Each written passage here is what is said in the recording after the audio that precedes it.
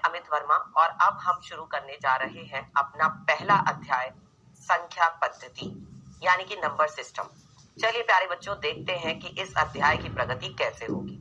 तो बच्चों इस अध्याय में हमें सबसे पहले पढ़ना है संख्या पद्धति का एक परिचय यानी कि अपनी संख्याओं की हमें जानकारी लेनी है।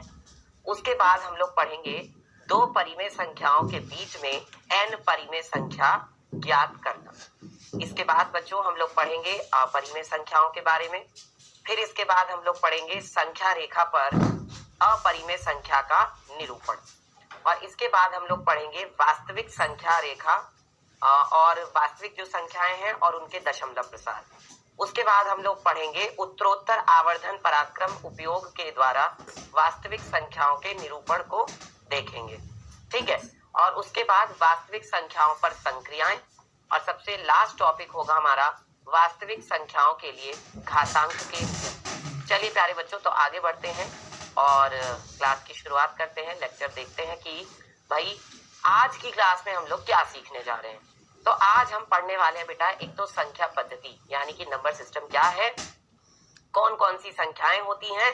उसके बाद हम लोग पढ़ेंगे दो परिमेय संख्याओं के बीच में n परिमेय संख्याएं ज्ञात करना और उसके बाद हम लोग पढ़ेंगे महत्वपूर्ण प्रश्न, कुछ इंपॉर्टेंट क्वेश्चंस इसी से रिलेटेड, ठीक है। तो सबसे पहले बात करते हैं बच्चों कि हमारे पास कौन कौन सी संख्याएं मौजूद हैं, अवेलेबल हैं, जो हमारे पास हैं। अगर बात की जाए अपनी संख्याओं की जानकारी की तो बच्चों सबसे पहले आती है प्राकृत संख्याएं या जिसको हम प्राकृतिक संख्याएं भी कहते हैं। ये वो संख्याएं होती हैं बच्चों जो गिनती गिनने के प्रयोग में लाई जाती हैं। आप जानते हैं गिनती गिनने के प्रयोग में कैसे, गिनती हम लोग कहां से शुरू करते हैं, एक से शुरू करते हैं। तो एक हो गया, दो हो गया, तीन हो गया, चार हो गया, पांच हो गया, 6, 7, 8, 9, 10, 11। कभी भी गिनती जो हम गिनना शुरू करते हैं वो 0 से नहीं करते, हमेशा कहां से करते हैं, 1 से। जैसे मैं आपको कुछ एग्जांपल देता हूँ। मान लो मैं आपसे ये पूछता हूँ कि भाई आप जिस मोहल्ले में या जिस शहर में रहते हैं उस शहर में कितने पेड़ हैं, तो आप गिनती कहां से शुरू करोगे। अगर आपको एक भी पेड़ दिख गया, अपने घर के ही आसपास मान लो दिख गया, तो आप उसको 1 बोलोगे, फिर दूसरा दिखेगा 2 बोलोगे, तीसरा दिखेगा 3। तो आपने शुरुआत कहां से की, 1 से की। ऐसा तो नहीं है कि आप 0 से शुरुआत करते हो, गिनती कहां से शुरू करते हो आप, 1 से। तो बेटा आपने शुरुआत की 1 से, तो इसको हम बोलेंगे कि 1, 2, 3, 4, 5, 6, 7, 8, 9, 10 चलते जाएंगे चलते जाएंगे चलते जाएंगे, कहां तक, अनगिनत रूप से चलते जाएंगे। तो इसको हम कहते हैं बच्चों प्राकृत संख्याएं। क्यों इनको प्राकृतिक संख्याएं नाम दिया गया, क्योंकि ये हमारी जो प्रकृति में चीजें हैं उनको गिनने के काम में आती हैं, जो नेचर में हमारी चीजें हैं उनको गिनने के काम में आती है, इसलिए से हम प्राकृतिक संख्याएं कहते हैं, ठीक है। तो बेटा जी देखते हैं कि क्या है बच्चों, प्राकृतिक संख्याओं को हम इंग्लिश में नेचुरल नंबर्स कहते हैं। क्या कहते हैं बच्चों, नेचुरल नंबर्स। अब क्या है, जैसे हमारे पास है बेटा जी, आप देख सकते हैं कौन कौन सी संख्याएं हैं। भाई संख्याएं कहां से शुरू होती है, 1 से। 1, 1 के बाद 2, 2 के बाद 3, 3 के बाद 4, 4 के बाद 5, 5 के बाद 6, 6 के बाद 7, 7 के बाद 8, 8 के बाद 9 और इस तरीके से ये चलती जाती हैं, कहां तक, अनगिनत रूप से चलती जाती हैं, ठीक है।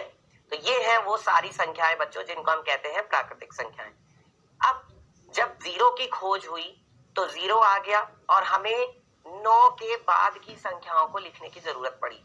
तो हमने ये देखा कि भाई कौन सी संख्या है, जब तब 0 थी नहीं पहले, अब 0 आ गई, क्योंकि गिनती 0 से तो शुरू नहीं हो सकती, तो हम 0 को इस संख्या समूह में तो नहीं रख सकते। तो फिर ये सोचा गया कि क्या कोई और समूह बन सकता है, क्या कुछ और तरीका हो सकता है कि हम 0 को यहाँ पर रख दें। नहीं, तो हमने क्या किया, हमने कहा कि भाई हम एक अलग संख्या समूह बनाएंगे और उसको हम नाम देंगे पूर्ण संख्याएं। पूर्ण संख्याएं वो संख्याएं होती है बच्चों कि अगर हम प्राकृतिक संख्याओं के समूह में 0 को भी मिला दें तो भैया कौन सी संख्याएं आ जाएंगी, पूर्ण संख्याएं आ जाएंगी। अब आपकी संख्याएं पूरी हो जाएंगी।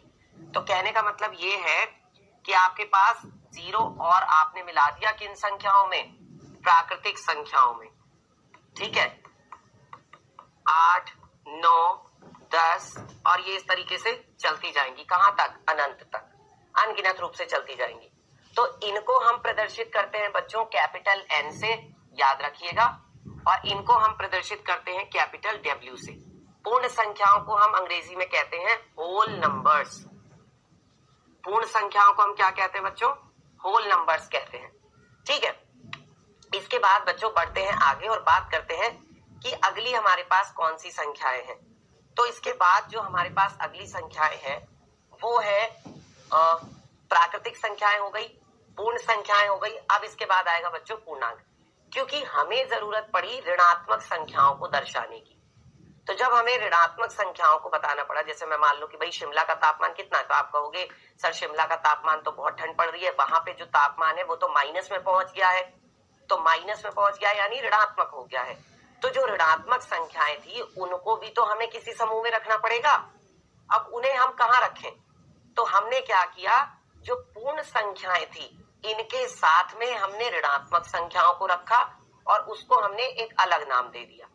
तो क्या था बेटा, देखो हमारे पास पूर्ण संख्याएं थी 0, 0 के बाद 1, 1 के बाद 2, 2 के बाद 3, 4, 5, 6 और इस तरीके से ये चलती जा रही थी संख्याएं।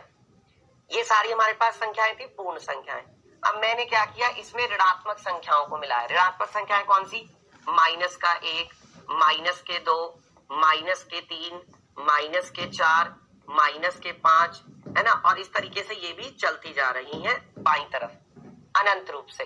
ठीक है, तो इनको हमने कहा कि ये क्या है बच्चों, ये आई है, यानी कि ये इंटीजर्स है, यानी कि ये पूर्णांक है। इनको अंग्रेजी में कहा जाता है इंटीजर्स, यानी कि पूर्णांक। बहुत अच्छी बात है। अब देखो बेटा, हमारे पास ये सारी संख्याएं उपस्थित है, मौजूद हैं। इसके बाद जब हमें किसी संख्या के हिस्से को बताना पड़ा, जब हमें किसी संख्या या किसी भी चीज के भाग को बताना पड़ा, तो हमारे पास कौन सी संख्याएं आई? तब हमारे पास भिन्न संख्याएं आई। भिन्न संख्याएं कौन सी होती हैं? भिन्न संख्याएं वो संख्याएं होती हैं जब भी हमें किसी वस्तु के या किसी भी चीज का कोई हिस्सा बताना होता है, कोई भाग बताना होता है, तब हम बात करते हैं भिन्न संख्याओं की। और भिन्न संख्याएं किस रूप में होती हैं? अंश बटे हर के रूप में होती हैं। बेटा भिन्न संख्याएं जो होती हैं वो अंश बटे में हर के रूप में होती हैं।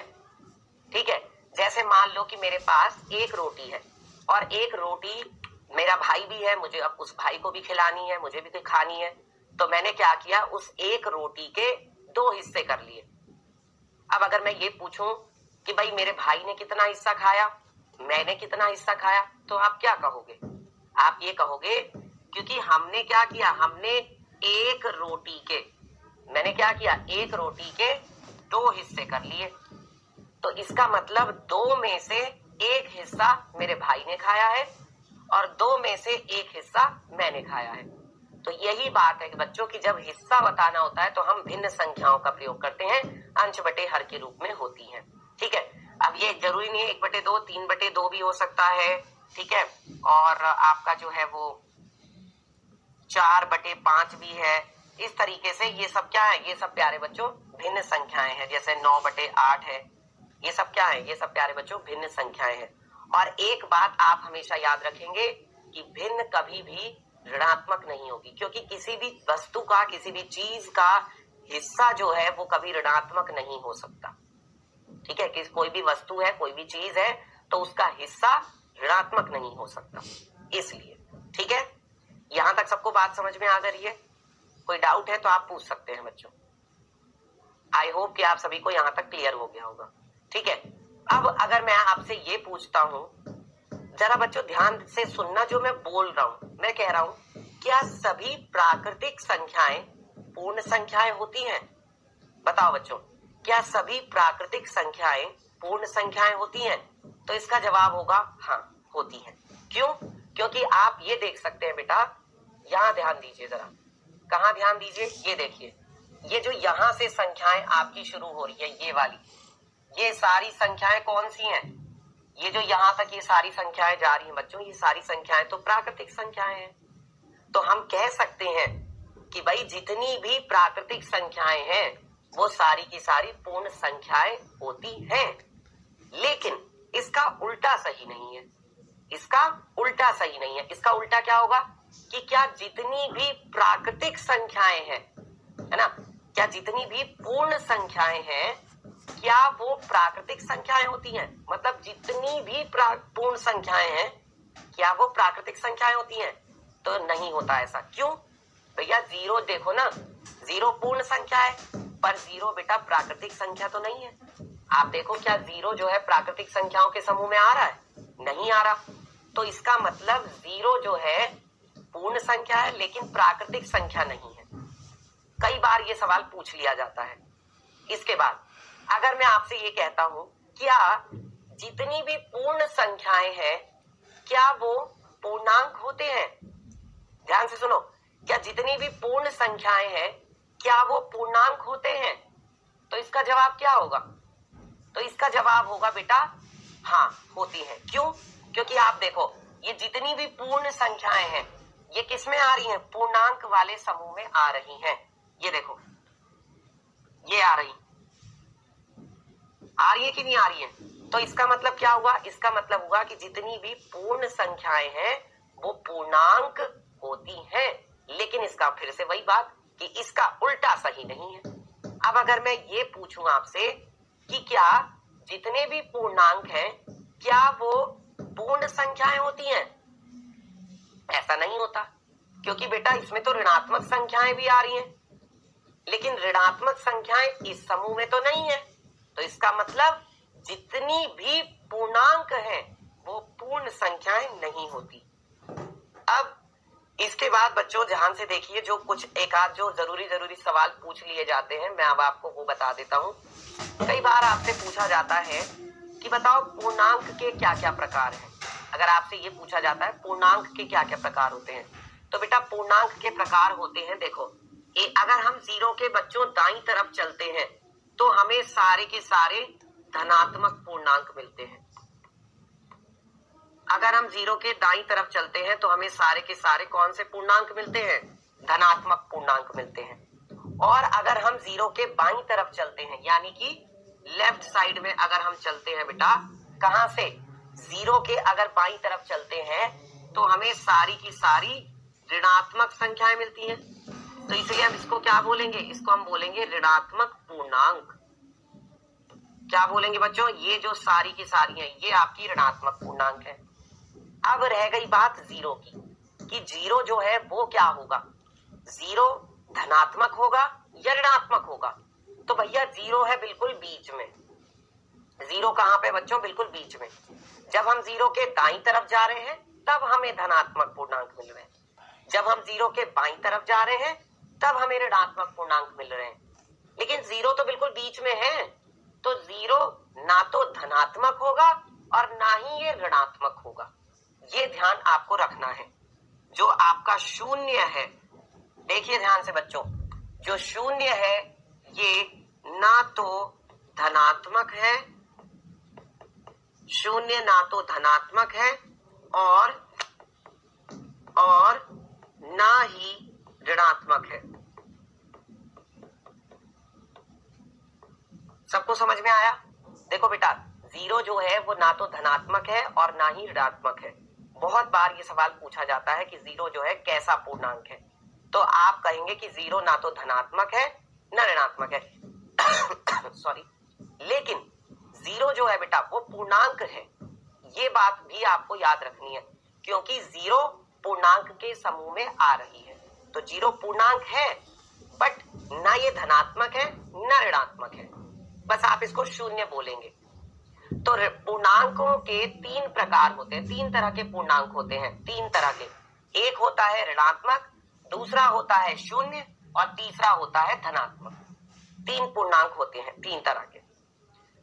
अच्छा, इसके बाद बच्चों अगली बात ये आती है कि अगर आपसे ऐसे पूछा जाता है कि बताओ क्या आपका जो 5 है, क्या 5 जो है प्राकृतिक संख्या है? हाँ है, क्योंकि देखो ये इसके अंदर आ रही है।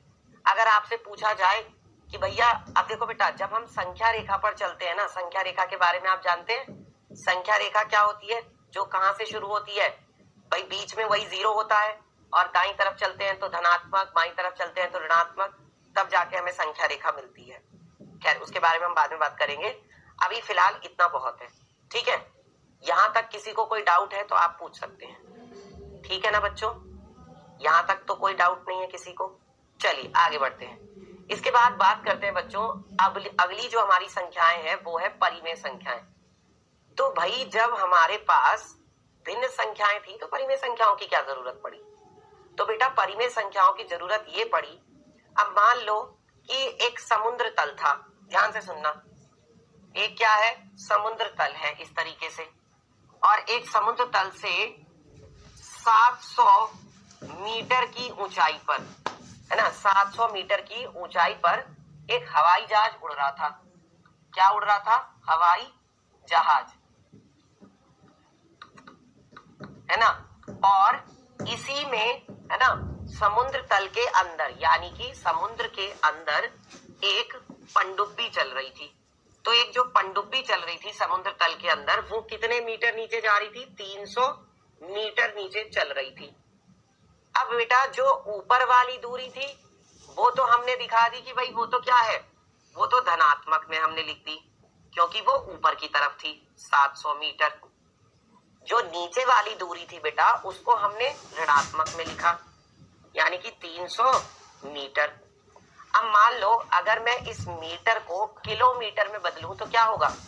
किलोमीटर में बदलने के लिए मुझे क्या करना पड़ेगा? 1000 से भाग देना पड़ेगा। तो मैंने क्या किया, 700 को भाग दे दिया 1000 से। अब ये किस में बदल गया? किलोमीटर में। ऐसे ही इसको भी किलोमीटर में बदलेंगे तो माइनस का 300 बटे में 1000 किलोमीटर। अब क्या हुआ बच्चों, जरा ध्यान दो, देखो 2 जीरो से 2 जीरो कट गई, यहाँ पे भी 2 जीरो से 2 जीरो कट गई, ठीक है। तो ये कितना आया? ये यहाँ से आपके पास आ गया 7 बटे में 10, और ये यहाँ से कितना आ गया आपका? माइनस का 3 बटे में 10, ये आ गया। तो सवाल ये उठता है कि चलो 7 बटे 10 को तो हम भिन्न कह देंगे, है ना, 7 बटे 10 को तो हम भिन्न कह देंगे, पर ये जो माइनस का 3 बटे 10 है इसको क्या बोले बताओ? जो ये माइनस का 3 बटे 10 है इसको कौन सी संख्या बोले? इसको हम भिन्न तो नहीं कह सकते, क्योंकि मैंने अभी आपको क्या बताया कि भिन्न कभी भी ऋणात्मक नहीं होती। तो यहां से आवश्यकता पड़ी एक नई संख्याओं की, और जिसको क्या नाम दिया गया? जिसको नाम दिया गया बच्चों परिमेय संख्याएं। अब बात करते हैं कि परिमेय संख्याएं होती क्या हैं। तो बेटा परिमेय संख्याएं वो संख्याएं होती हैं जो कि P बटे Q के रूप में लिखी जा सकती, जो किस रूप में लिखी जाती हैं? P बटे Q के रूप में लिखी जा सकती हैं, और जिसमें क्या होता है बच्चों, Q जो है वो 0 के बराबर नहीं होता। ये P बटे Q के रूप में लिखी जा सकती हैं और इसमें Q 0 के बराबर नहीं होता।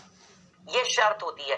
जैसे मान लो मैं एक शर्त लगा दूं कि मान लो मेरा छोटा भाई है और वो ये कह रहा है कि मेरे पास एक चॉकलेट है और वो मेरे से चॉकलेट मांग रहा है, तो मैं कहता हूँ ठीक है मैं तुम्हें चॉकलेट तभी दूंगा जब तुम मुझे एक गिलास पानी ला के दोगे।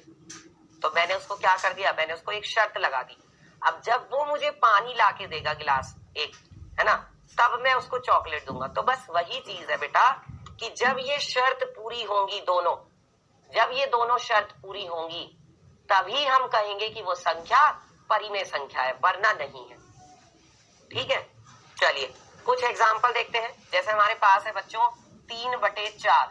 क्या 3/4 परिमेय संख्या है? हाँ है। क्यों? क्योंकि ये P बटे Q के रूप में है और इसका Q क्या है? इसका Q है बेटा 4, क्योंकि इसका Q क्या है? 4। 4 तो कभी भी 0 के बराबर नहीं होता, मतलब बात सही है ना। अब अगर मैं आपसे पूछूं क्या 5/0 एक परिमेय संख्या है? क्या 5/0 एक परिमेय संख्या है? तो आपका जवाब क्या होगा? नहीं, ये परिमेय संख्या नहीं है। क्यों नहीं है बच्चों परिमेय संख्या? क्योंकि यहाँ पर आपका Q क्या हो गया भैया? यहाँ पर Q हो गया 0 के बराबर, और जबकि शर्त क्या थी कि Q 0 के बराबर नहीं होना चाहिए। अगर Q ही 0 के बराबर हो गया तो वो आपकी परिमेय संख्या नहीं होगी। ठीक है, अगर मैं आपसे पूछता हूं क्या बच्चों 3.5 एक परिमेय संख्या है? तो बेटा इसका जवाब ये होता है, सुन लो ध्यान से, कि परिमेय संख्या तब कही जाती है उन संख्याओं को या तो वो पहले से ही P बटे Q के रूप में हो, है ना, वो पहले से ही किस रूप में हो? P बटे Q के रूप में। जैसे ये थी 3/4, या हम उन्हें P बटे Q के रूप में बदल सकते हो, किसी भी तरीके से उन्हें हम P बटे Q के रूप में बदल सकते हो, तो वो भी क्या होंगी? परिमेय संख्या होंगी। अब यहाँ पर आपने देखा, क्या 3.5 को हम इस P बटे Q के रूप में बदल सकते हैं? तो इसका जवाब है हाँ, बदल सकते हैं। कैसे? देखो बच्चों, मैं यहाँ से क्या करूंगा, दशमलव हटा दूंगा, तो ये क्या हो जाएगा, 35 हो जाएगा। और जब दशमलव हटाओगे तो बटे में 0 आएगी, यानी कि ये क्या हो जाएगा, 35/10। और 35/10 का मतलब क्या हुआ, 5 से काट दो, 5 सत्ते 35, 5 दूनी 10, यानी ये कितना आ गया, 7/2 आ गया। 7/2 कैसी संख्या, P बटे Q के रूप में, और इसका Q 0 नहीं है। इसका मतलब क्या है, ये परिमेय संख्या है। क्लियर? अब अगर मैं आपसे ये पूछूं, क्या 4 एक परिमेय संख्या है, तो आपका क्या जवाब होना, बताओ।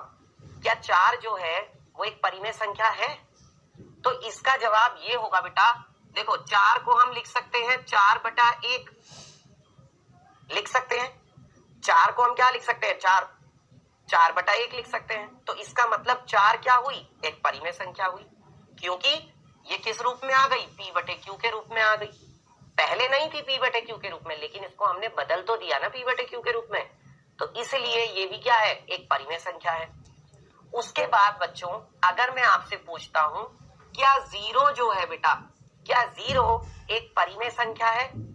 देखो, जो जो सवाल पूछे जा सकते हैं मैं वो सब आपको करवा रहा हूं।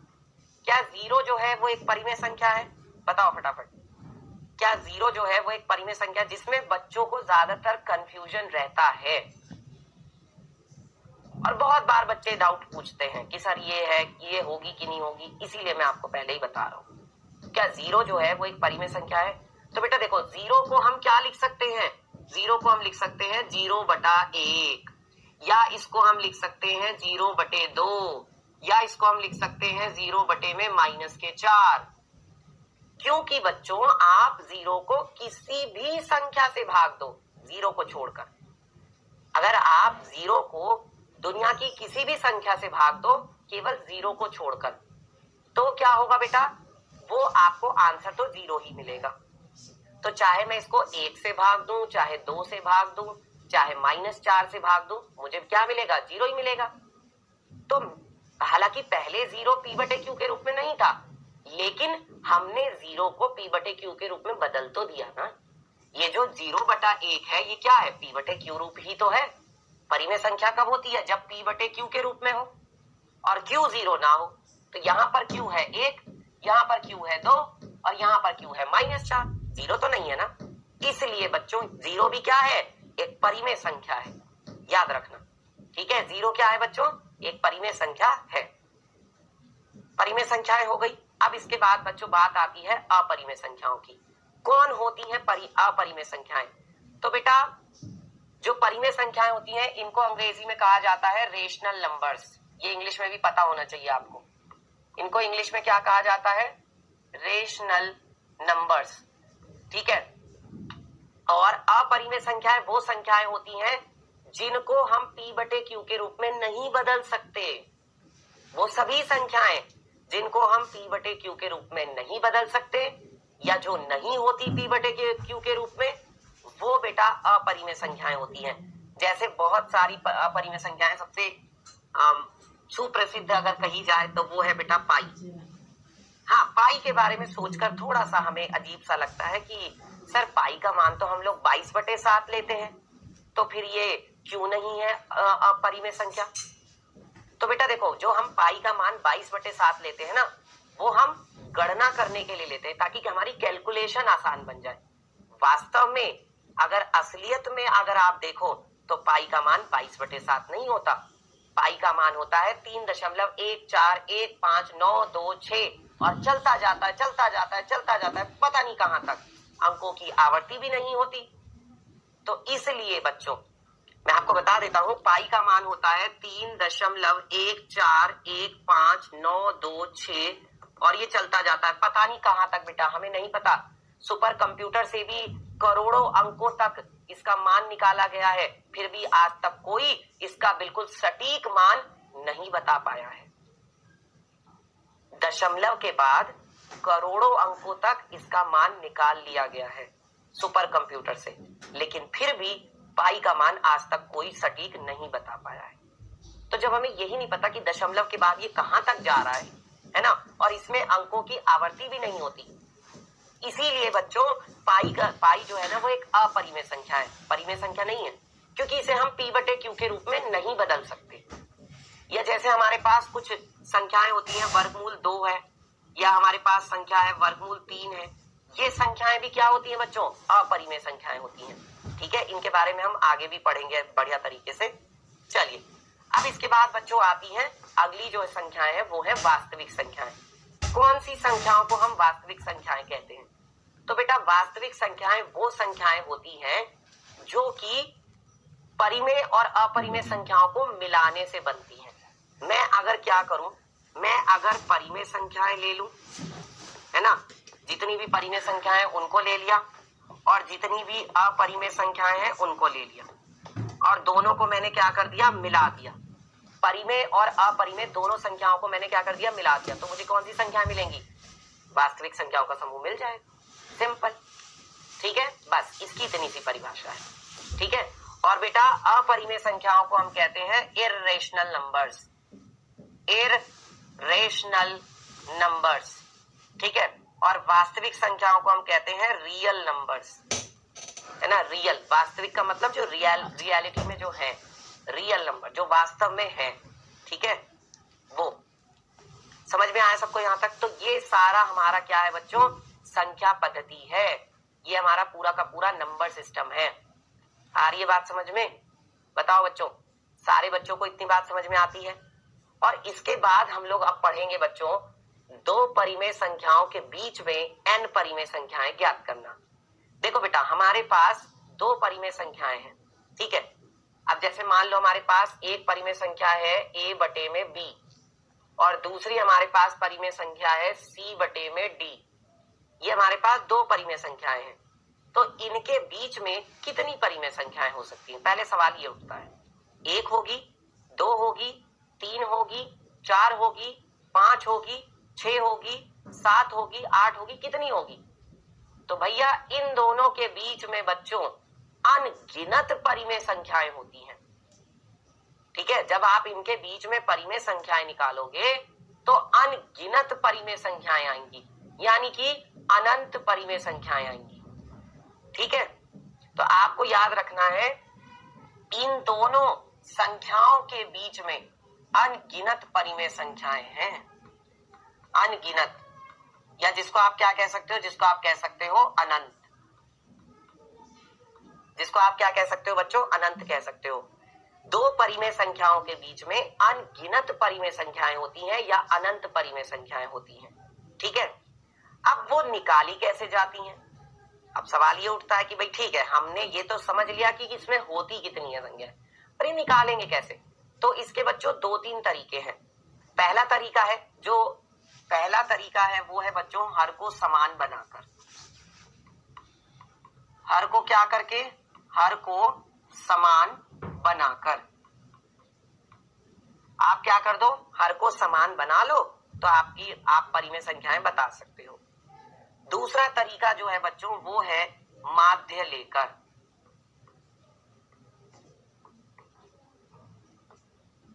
दूसरा तरीका क्या है बच्चों? माध्य लेकर उन दोनों परिमेय संख्याओं का, वो a/b जो है और ये c/d जो है, इन दोनों का माध्य ले लो। माध्य का मतलब क्या होता है बेटा? देखो, माध्य का मतलब ये होता है कि जो हमारी दोनों की दोनों परिमेय संख्याएं a/b और c/d, यही दोनों तो थी, तो क्या करो, इन दोनों को जोड़ दो।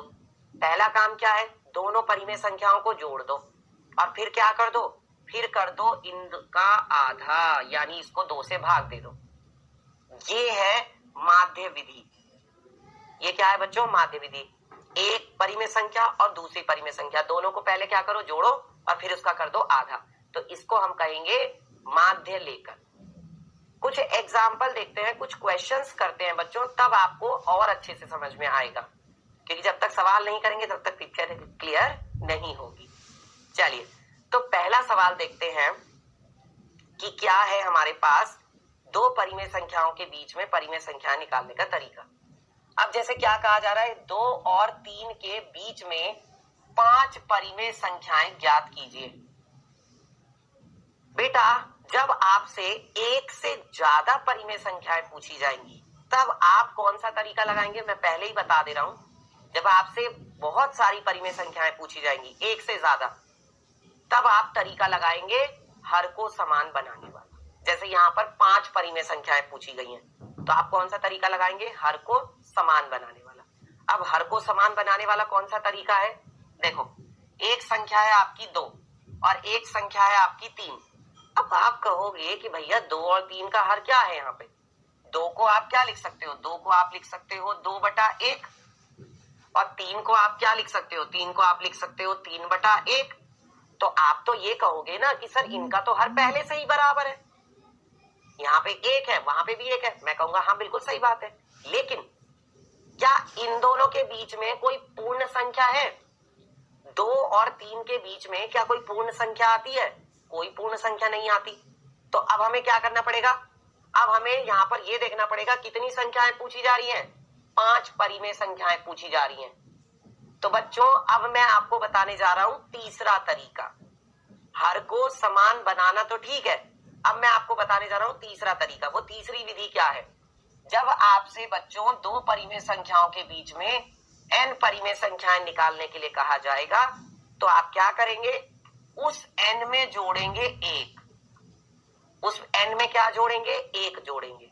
ठीक है, जैसे आपकी परिमेय संख्या थी a/b और दूसरी परिमेय संख्या क्या थी, c/d। यही दोनों तो थी परिमेय संख्याएं।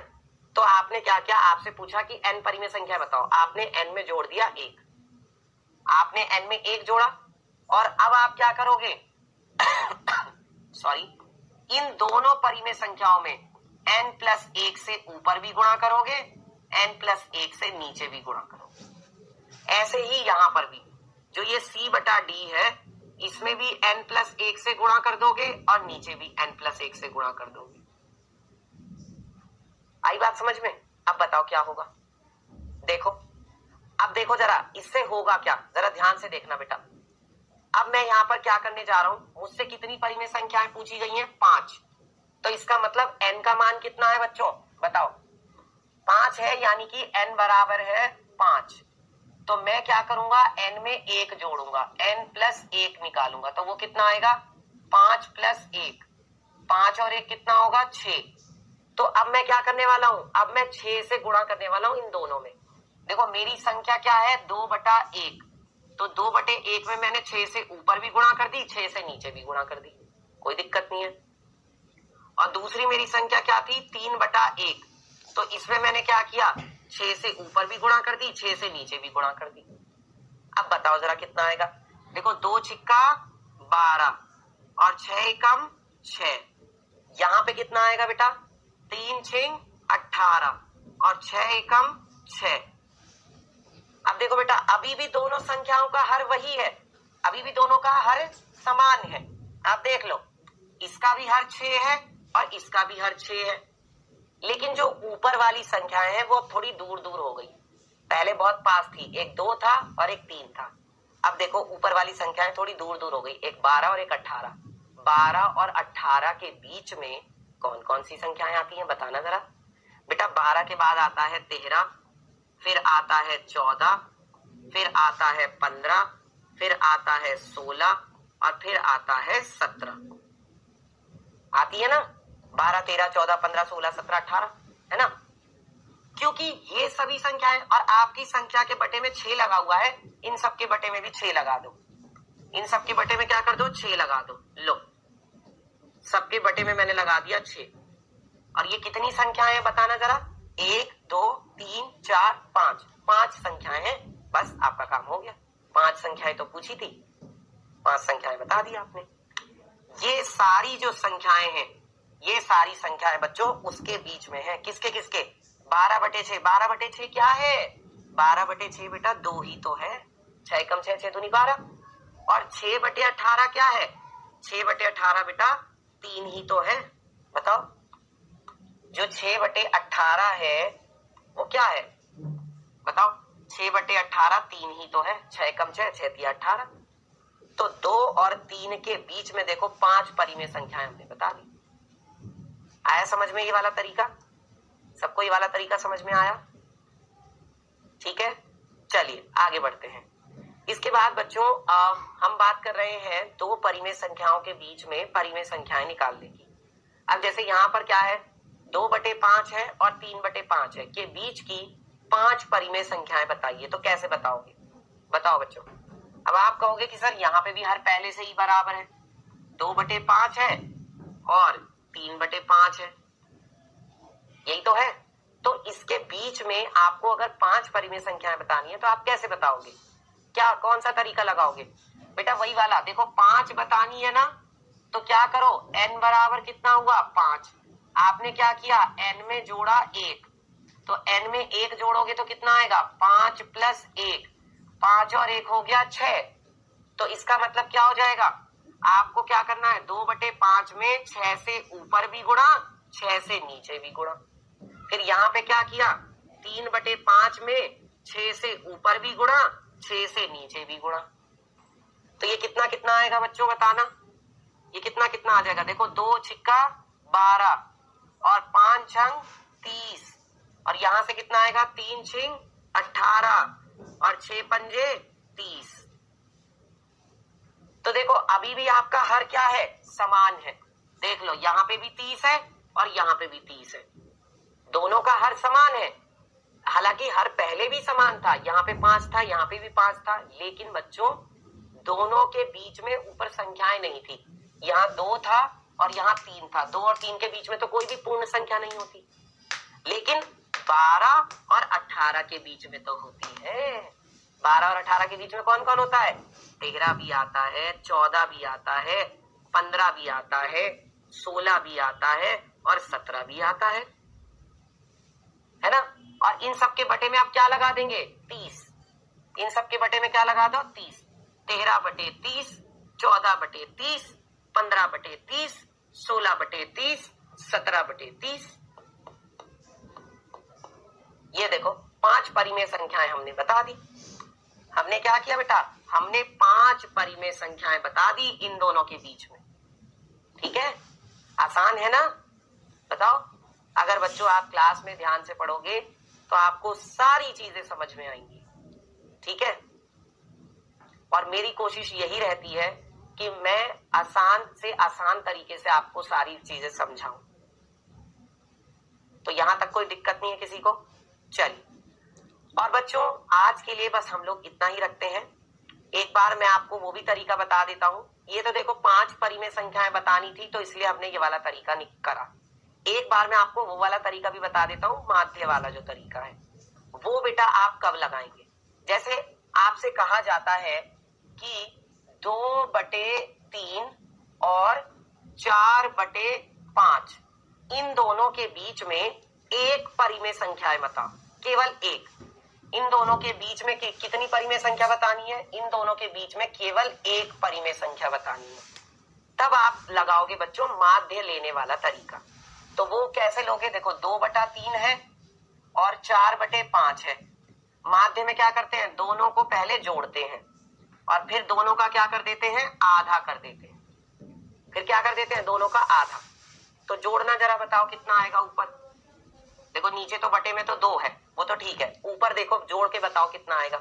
ये 3 है, ये 5 है, एलसीएम लेना पड़ेगा। 3 और 5 का एलसीएम क्या आएगा, 3 और 5 की गुणा कर दो, 3 गुणा 5, और क्या होगा, इस 5 की 2 में गुणा हो जाएगी, तो 2 गुणा 5, और इस 3 की गुणा हो जाएगी 4 में, तो 3 गुणा 4, और बीच में क्या है प्लस। तो ये कितना आएगा बेटा, यहां से देखो बटे में तो 2 है ही है, 2 पंजे कितना हो गया 10, और 3 चौक कितना हो गया 12 प्लस, और 3 पंजे कितना हो गया 15। अब क्या होगा बेटा, अब ये जो 15 है ये इसके साथ नीचे बैठ जाएगा 2 के साथ, तो इसके साथ नीचे बैठेगा, कितना हो जाएगा 10 और 12 22, 22 बटे में कितना आ जाएगा 15 गुणा 2। जब उसके साथ नीचे बैठेगा तो गुणा हो जाएगा, तो कितना हो जाएगा, देखो 2 एकम 2 है ना, 2 एकम 2, और ये कितना आएगा 2 एकम 2, 2 एकम 2, यानी 11 बटे में 15। कितनी आ गई आपके पास संख्या, 11 बटे 15। ये वाला तरीका आप केवल तभी लगाएंगे जब आपसे केवल एक परिमेय संख्या पूछी जाएगी, क्योंकि अगर आप ये वाला तरीका तब लगाने बैठ गए जब आपसे 5 या 6 परिमेय संख्याएं पूछी जाएंगी तो सारा कूड़ा हो जाएगा। मतलब ये कि टाइम बहुत ज्यादा वेस्ट हो जाएगा, बहुत ज्यादा टाइम लग जाएगा बच्चों एक एक परिमेय संख्या निकालने में। ठीक है, तो ये वाला तरीका आपको तभी लगाना है जब आपसे केवल एक परिमेय संख्या पूछी जाए। ठीक है, उस टाइम पर ये तरीका आसान रहता है। और जब बहुत सारी पूछी जाएंगी 3, 4, 5, 6 या 10, तब आप हर को समान बनाने वाला तरीका लगाएंगे। क्लियर? चलिए, तो बच्चों अब हम करते हैं क्विज। तैयार हो जाइए क्विज के लिए। क्विज का क्वेश्चन आपकी स्क्रीन पर आएगा और सारे बच्चों को आंसर करना है, एक एक बच्चे को। ठीक है,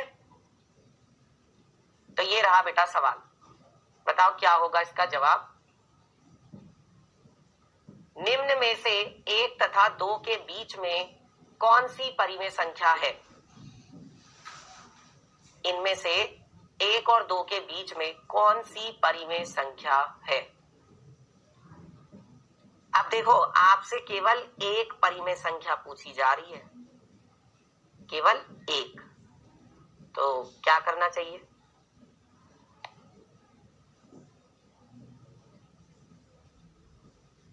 एक और 2 के बीच में।